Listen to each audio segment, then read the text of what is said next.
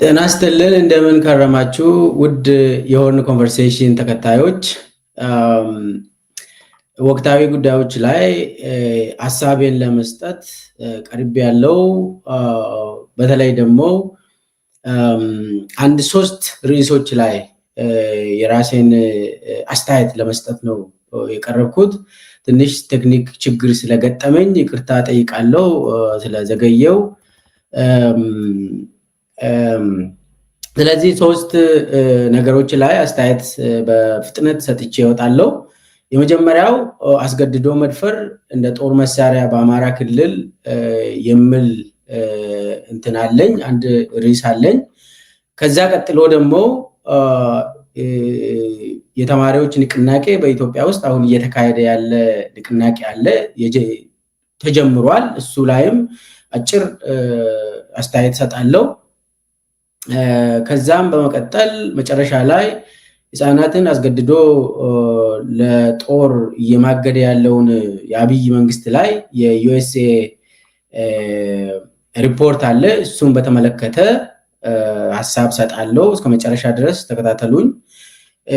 ቀጥታ ወደ መጀመሪያ ርዕሴ ልሂድ። የመጀመሪያ ርዕሴ አስገድዶ መድፈር እንደ ጦር መሳሪያ በአማራ ክልል ነው። ሰሞኑን ቢቢሲ ያስነበበው በጣም አስደንጋጭ የሆነ ሪፖርት አለ። በጣም በመጀመሪያ ደረጃ ቢቢሲዎች በጣም እናመሰግናለን። ይሄንን አስከፊ ነገር አውጥታችሁ ለማህበረሰቡ ለህዝብ ስላደረሳችሁን በጣም አመሰግናለሁ።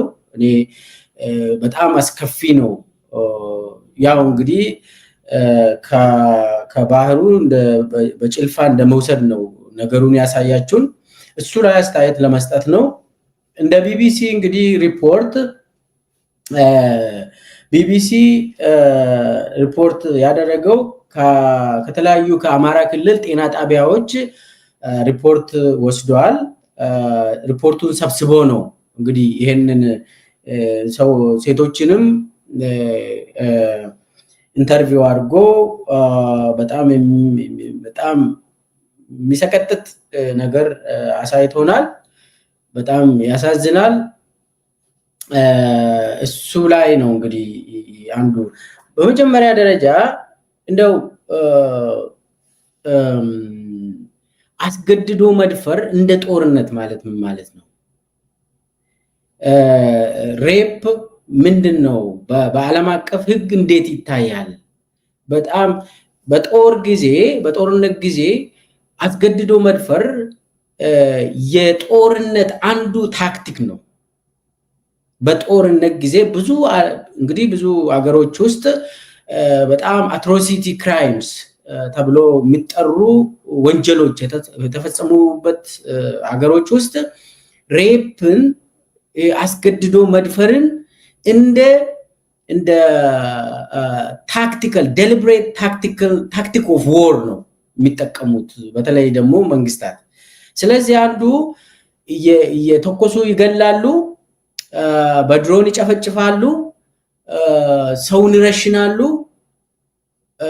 ሌላ ደግሞ አስገድዶ መድፈርን እንደ ጦር መሳሪያ ተጠቅሞ ህዝብን ያሸብራሉ፣ ሴቶችን ያሸብራሉ፣ ህፃናትን ያሸብራሉ፣ ማህበረሰብን ያሸብራሉ። ይሄ ሙሉ በሙሉ ህብረተሰብን ዲስትሮ የሚያደርግ ስትራቴጂ ነው። ሬፕ ቀላል አይደለም። በዓለም አቀፍ ህግ ክራይምስ አጌንስት ሂውማኒቲ ነው። እናም የጦር ወንጀል አካል ነው። የጦር ወንጀል አካል ነው። በተለይ ደግሞ ዓለም አቀፍ ህጎች ይህንን ይደነግጋሉ። ሮም ስታቹትን ካየን ኢንተርናሽናል ክሪሚናል ትሪቢዩናል ፎር ዘ ፎርመር ዩጎዝላቪያን ካየን ኢንተርናሽናል ክሪሚናል ትሪቢዩናል ፎር ሩዋንዳ ካየነው በሁለቱም በተለይ ደግሞ በፎርመር የቀድሞ ዩጎዝላቪያ እና በሩዋንዳ ጄኖሳይድ ጊዜ አስገድዶ መድፈርን እንደ ጦር መሳሪያ ተጠቅሟል ሰራዊቱ። ስለዚህ ይሄ የሀገሪቱ የቀድሞ የዩጎዝላቪያ በተለይ የሰርቢያ ወታደሮች እናም በሩዋንዳም የመንግስት ወታደሮች የተጠቀሙት ሬፕን እንደ deliberate tactic of war ተጠቅሟል። ማህበረሰብን ለማንበርከክ ተጠቅሟል ይሄንን። ስለዚህ በአጠቃላይ ይሄ የተጠና በዓለም አቀፍ የታወቀ ነገር ስለሆነ ነው። አሁን አማራ ክልል ላይ ቢቢሲዎች አጥንቶ ያሳዩት ነገር ዝም ተብሎ የሚታለፍ ነገር አይደለም፣ ቀላልም ነገር አይደለም። ለምን ሙሉ ማህበረሰቡ ላይ የጦርነት አካል ስለሆነ ነው። ለዛም ነው መነጋገር እዚህ ላይ ዝም ማለት አይቻልም። ዝም ማለት ማህበረሰብ ሙሉ ለሙሉ ከህፃናት እስከ አዋቂ ማንም ሴት ወንድ ሳይል ያሸብራል። ይሄ ነገር ዲስትሮይ ያደርጋል። ማህበረሰብን ዲስትሮይ ለማድረግ የታቀደ አስገድዶ የመድፈር ወንጀል ነው። ለዛም ነው እና ዝም ተብሎ መታለፍ የለበትም። ከዚህ ከአስገድዶ መድፈር በኋላ የሚከሰተው የስነ ልቦና ክራይሲስ፣ የትራውማ ጉዳይ፣ የአካል ጉዳት፣ የአላስፈላጊ እርግዝና፣